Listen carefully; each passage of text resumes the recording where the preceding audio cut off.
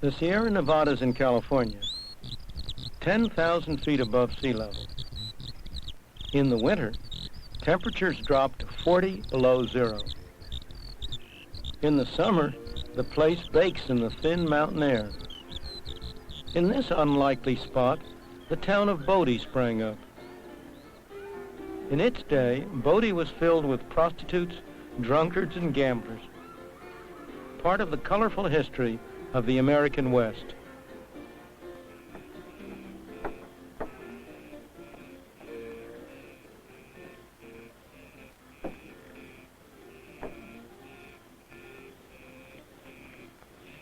A century ago, this was a town of 10,000 people. What brought them here? Gold. If this were real gold, people would be scrambling for it. A series of gold strikes throughout the West brought people from all over, all kinds of people. They came here for one purpose and one purpose only, to strike it rich, quick. But in the process, they built towns, cities, in places where nobody would otherwise have dreamed of building a city. Gold built these cities, and when the gold was exhausted, the cities collapsed and became ghost towns. Many of the people who came here ended up the way they began, broke and unhappy, but a few struck it rich. For them, gold was real wealth, but was it for the world as a whole? People couldn't eat the gold, they couldn't wear the gold, they couldn't live in houses made of gold. Because there was more gold, they had to pay a little more gold to buy goods and services. The prices of things in terms of gold went up. At tremendous cost, at sacrifice of lives, people dug gold out of the bowels of the earth. What happened to that gold? Eventually, at long last, it was transported to distant places, only to be buried again under the ground. This time, in the vaults of banks throughout the world. There's hardly anything that hasn't been used for money. Rock salt in Ethiopia, brass rings in West Africa, cowrie shells in Uganda. Even a toy cannon, anything can be used as money. Crocodile money in Malaysia, absurd, isn't it? That beleaguered minority of the population that still smokes may recognize this stuff as the raw material from which their cigarettes are made. But in the early days of the colonies, long before the United States was established, this was money. It was a common money of Virginia, Maryland, and the Carolinas. It was used for all sorts of things. The legislature voted that it could be used legally to pay taxes. It was used to buy food, clothing, and housing. Indeed, one of the most interesting sights was to see the husky young fellows at that time lug 100 pounds of it down to the docks to pay the costs of the passage of the beauteous young ladies who had come over from England to be their brides. Now, you know how money is. There's a tendency for it to grow, for more and more of it to be produced, and that's what happened with this tobacco. As more tobacco was produced, there was more money, and as always when there's more money, prices went up, inflation. Indeed, at the very end of the process, prices were 40 times as high in terms of tobacco as they had been at the beginning of the process. And as always when inflation occurs, people complained. And as always, the legislature tried to do something. And as always, to very little avail. They prohibited certain classes of people from growing tobacco. They tried to reduce the total amount of tobacco grown. They required people to destroy part of their tobacco. But it did no good. Finally, many people took it into their own hands and they went around destroying other people's tobacco fields. That was too much. And they passed a law making it a capital offense, punishable by death, to destroy somebody else's tobacco. Gresham's law, one of the oldest laws in economics, was well illustrated. That law says that cheap money drives out dear money, and so it was with tobacco. Anybody who had a debt to pay, of course, tried to pay it in the worst quality of tobacco he had. He saved the good tobacco to sell overseas for hard money. The result was that bad money drove out good money. Finally, almost a century after they had started using tobacco as money, they established warehouses in which tobacco was deposited in barrels certified by an inspector according to his views as to its quality and quantity. And they issued warehouse certificates, which people gave from one to another to pay for the bills that they accumulated. These pieces of green printed paper are today's counterparts of those tobacco certificates, except that they bear no relation to any commodity. In this program, I want to take you to Britain to see how inflation weakens the social fabric of society. Then, to Tokyo, where the Japanese had the courage to cure inflation. To Berlin, where there's a lesson to be learned from the West Germans in how so-called cures are often worse than the disease. And to Washington, where our government keeps these machines working overtime. And I'm going to show you how inflation can be cured.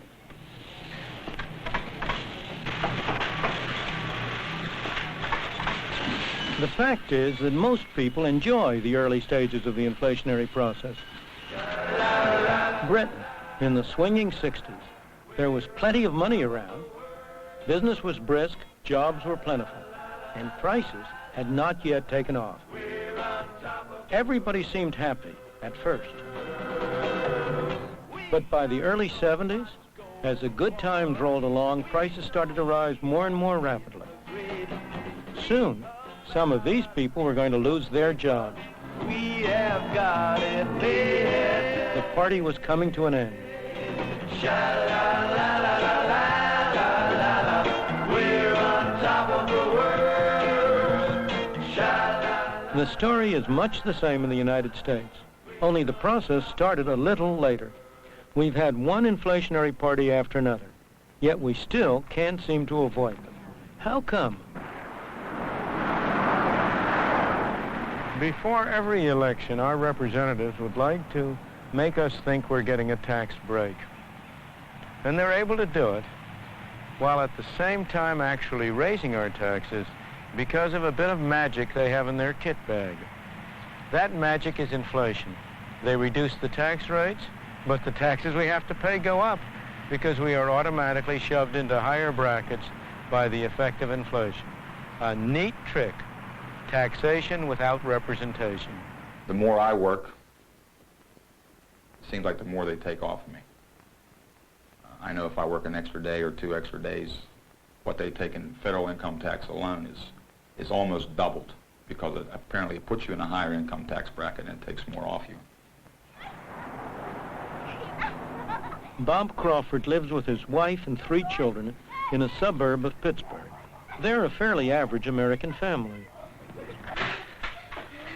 Don't slam the door, Daphne. Okay. All right. What are you doing? Making your favorite dish. No. We went to the Crawfords' home after he'd spent a couple of days working out his federal and state income taxes for the year. For our benefit, he tried to estimate all the other taxes he had paid as well. In the end, though, he didn't discover much that will surprise anybody. Inflation is going up. Everything's getting more expensive. No matter what you do, as soon as you walk out of the house, everything's going up. Your gas bills keep going up, electric bills, your gasoline. You could name 1,000 things that are going up, but just everything's going sky high. Your food. My wife goes to the grocery store. We used to live on, say, $60 or $50 every 2 weeks just for our basic food. Now it's $80 or $90 every 2 weeks. Things are just, they're going out of sight as far as expense to live on. Like I say, it's getting tough, and it seems like every month it gets worse and worse, and I don't know where it's going to end. At the end of the day, I've spent nearly $6,000 of my earnings on taxes. That leaves me with a total of $12,000 to live on. That might seem like a lot of money, but 5, 6 years ago, I was earning $12,000. How does taxation without representation really affect how much the Crawford family has left to spend after it's paid its income taxes? Well, in 1972, Bob Crawford earned $12,000. Some of that income was not subject to income tax. After paying income tax on the rest, he had this much left to spend.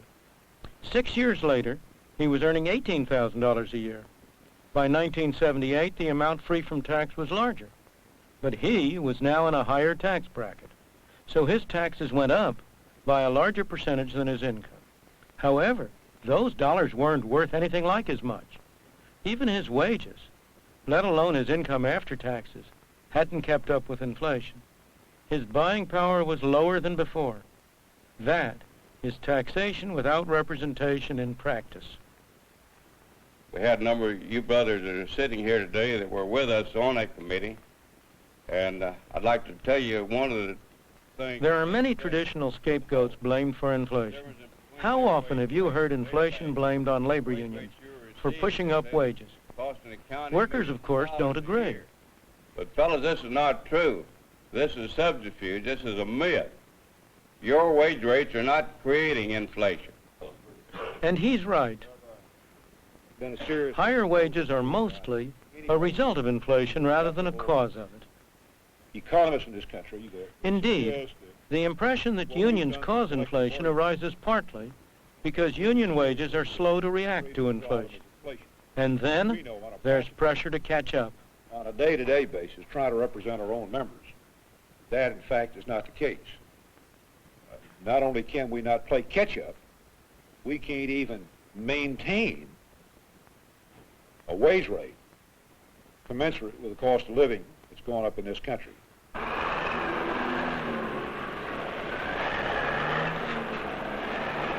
Another scapegoat for inflation is the cost of goods coming from abroad. Inflation, we're told, is imported. Higher prices abroad driving up prices at home. It's another way government can blame someone else for inflation. But this argument, too, is wrong. The prices of imports in the countries from which they come are not in terms of dollars. They're in terms of lira or yen or other foreign currencies. What happens to their prices in dollars depends on exchange rates, which in turn reflect inflation in the United States. Since 1973, some governments have had a field day blaming the Arabs for inflation. But if high oil prices were the cause of inflation, how is it that inflation has been less here in Germany, a country that must import every drop of oil and gas that it uses on the roads and in industry, than, for example, it is in the United States, which produces half of its own oil? Japan has no oil of its own at all. Yet at the very time that the Arabs were quadrupling oil prices, the Japanese people were bringing inflation down from 30 to less than 5% a year. The fallacy is to confuse particular prices, like the price of oil, with prices in general. Back at home, President Nixon understood this. Now here's what I will not do. I will not take this nation down the road of wage and price control, however politically expedient that may seem. Controls and rationing may seem like an easy way out, but they are really an easy way in for more trouble. Through the explosion that follows when you try to clamp a lid on a rising head of steam without turning down the fire under the pot. Wage and price controls only postpone a day of reckoning, and in so doing, they rob every American of a very important part of his freedom. Now listen to this. The time has come for decisive action, action that will break the vicious circle of spiraling prices and costs. I am today ordering a freeze on all prices and wages throughout the United States for a period of 90 days. In addition, I call upon corporations to extend the wage price freeze to all dividends. Many a political leader has been tempted to turn to wage and price controls, despite their repeated failure in practice. On this subject, they never seem to learn. But some lessons may be learned. That happened to British Prime Minister James Callaghan, who finally discovered that a very different economic myth was wrong. He told the Labour Party conference about it in 1976. We used to think that you could spend your way out of a recession and increase employment by cutting taxes and boosting government spending. I tell you in all candor that that option no longer exists. It only worked on each occasion since the war by injecting a bigger dose of inflation into the economy, followed by a higher level of unemployment as the next step. That's the history of the last 20 years. Well, it's one thing to say it. One reason why inflation does so much harm is because it affects different groups differently. Some benefit, and of course they attribute that to their own cleverness. Some are hurt, and of course they attribute that to the evil actions of other people. And the whole problem is made far worse by the false cures which government adopts, particularly wage and price controls. The garbage collectors in London felt justifiably aggrieved because their wages had not been permitted to keep pace with the cost of living. They struck, hurting not the people who imposed the controls, but their friends and neighbors who had to live with mounting piles of rat-infested garbage. Hospital attendants felt justifiably aggrieved because their wages had not been permitted to keep up with the cost of living. They struck, hurting not the people who imposed the controls, but cancer patients who were turned out of hospital beds. The attendants behaved as a group in a way they never would have behaved as individuals. One group is set against another group. The social fabric of society is torn apart, inflicting scars that it will take decades to heal, and all to no avail, because wage and price controls, far from being a cure for inflation, only make inflation worse. Within the memory of most of our political leaders, there's one vivid example of how economic ruin can be magnified by controls, and a classic demonstration of what to do when it happens. Germany, 1945, a devastated country, a nation defeated in war. The new governing body was the Allied Control Commission, representing the United States, Britain, France, and the Soviet Union. They imposed strict controls on practically every aspect of life, including wages and prices. Along with the effects of war, the results were tragic. The basic economic order of the country began to collapse. Money lost its value. People reverted to primitive barter, or they used cameras, fountain pens, cigarettes, whiskey as money. That was less than 40 years ago.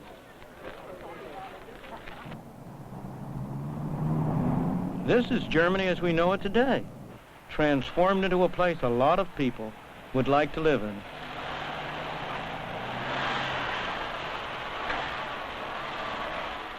How did they achieve their miraculous recovery? What did they know that we don't know?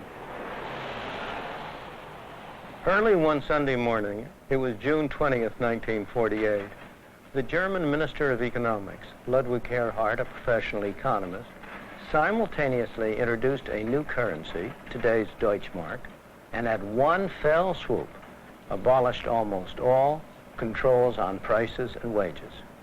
Why did he do it on a Sunday morning? It wasn't, as you might suppose, because the stock markets were closed on that day.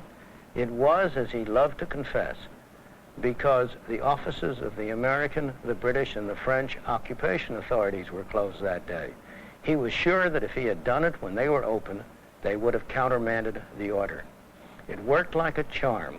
Within days, the shops were full of goods.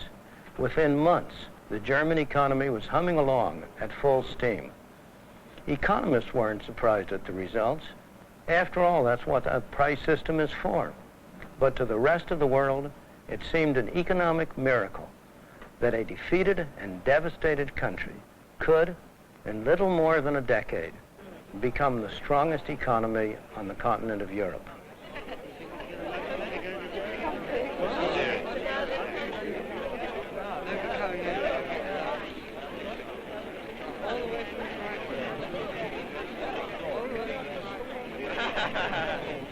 In a sense, this city, West Berlin, is something of a unique economic test tube, set as it is deep in communist East Germany.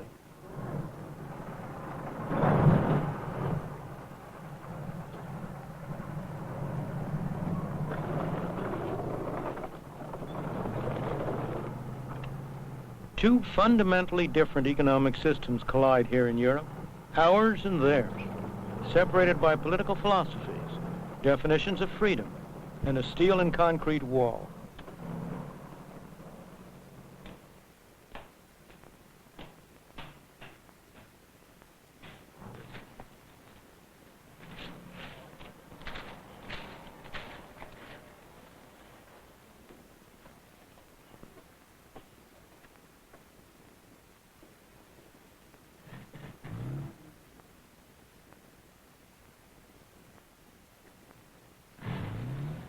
To digress from inflation, economic freedom does not stand alone.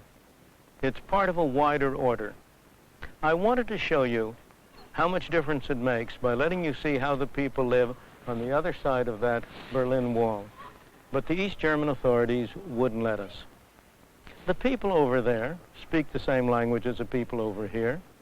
They have the same culture. They have the same forebears. They are the same people. Yet you don't need me to tell you how differently they live. There is one simple explanation. The political system over there cannot tolerate economic freedom. The political system over here could not exist without it. But political freedom cannot be preserved unless inflation is kept in bounds. That's the responsibility of government, which has a monopoly over places like this. The reason we have inflation in the United States, or for that matter anywhere in the world, is because these pieces of paper and the accompanying book entries, or their counterparts in other nations, are growing more rapidly than the quantity of goods and services produced. The truth is, inflation is made in one place and one place only, here in Washington. This is the only place where there are presses like this that turn out these pieces of paper we call money. This is the place where the power resides to determine how rapidly the amount of money shall increase.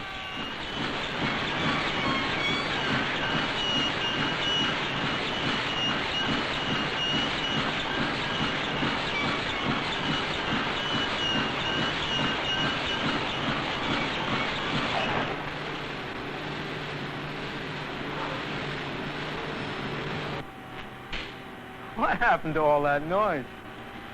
That's what would happen to inflation if we stopped letting the amount of money grow so rapidly. This is not a new idea. It's not a new cure. It's not a new problem. It's happened over and over again in history. Sometimes inflation has been cured this way on purpose. Sometimes it's happened by accident. During the Civil War, the North, late in the Civil War, overran the place in the South where the printing presses were setting up, where the pieces of paper were being turned out. Prior to that point, the South had had a very rapid inflation. If my memory serves me right, something like 4% a month. It took the Confederacy something over 2 weeks to find a new place where they could set up their printing presses and start them going again. During that 2-week period, inflation came to a halt. After the 2-week period, when the presses started running again, inflation started up again. It's that clear, that straightforward. More recently, there's another dramatic example of the only effective way to deal with rampant inflation. In 1973, Japanese housewives going to market were faced with an unpleasant fact. The cash in their purses seemed to be losing its value. Prices were starting to soar as the awful story of inflation began to unfold once again. The Japanese government knew what to do. What's more, they were prepared to do it. When it was all over, economists were able to record precisely what had happened. In 1971, the quantity of money started to grow more rapidly. As always happens, inflation wasn't affected for a time. But by late 1972, it started to respond. In early 73, the government reacted. It started to cut monetary growth. But inflation continued to soar for a time. The delayed reaction made 1973 a very tough year of recession. Inflation tumbled only when the government demonstrated its determination to keep monetary growth in check. It took 5 years to squeeze inflation out of the system. Japan had attained relative stability. Unfortunately, there's no way to avoid the difficult road the Japanese had to follow before they could have both low inflation and a healthy economy. First, they had to live through a recession until slow monetary growth had its delayed effect on inflation. Inflation is just like alcoholism. In both cases, when you start drinking or when you start printing too much money, the good effects come first. The bad effects only come later. That's why, in both cases, there's a strong temptation to overdo it, to drink too much and to print too much money. When it comes to the cure, it's the other way around. When you stop drinking or when you stop printing money, the bad effects come first, and the good effects only come later. That's why it's so hard to persist with the cure. In the United States, 4 times in the 20 years after 1957, we undertook the cure. But each time, we lacked the will to continue. As a result, we had all the bad effects and none of the good effects.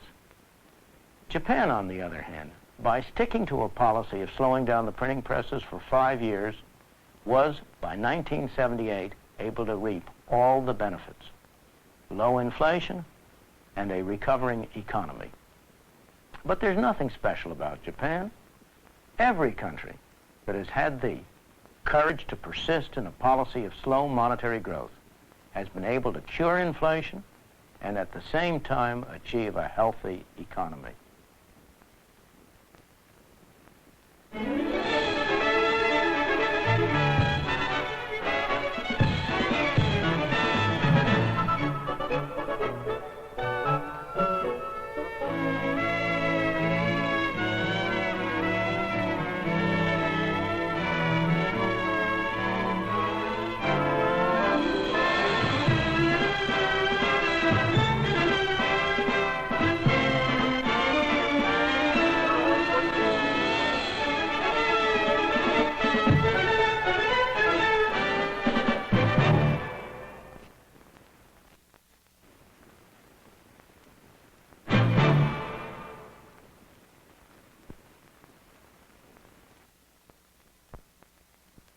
End program 8.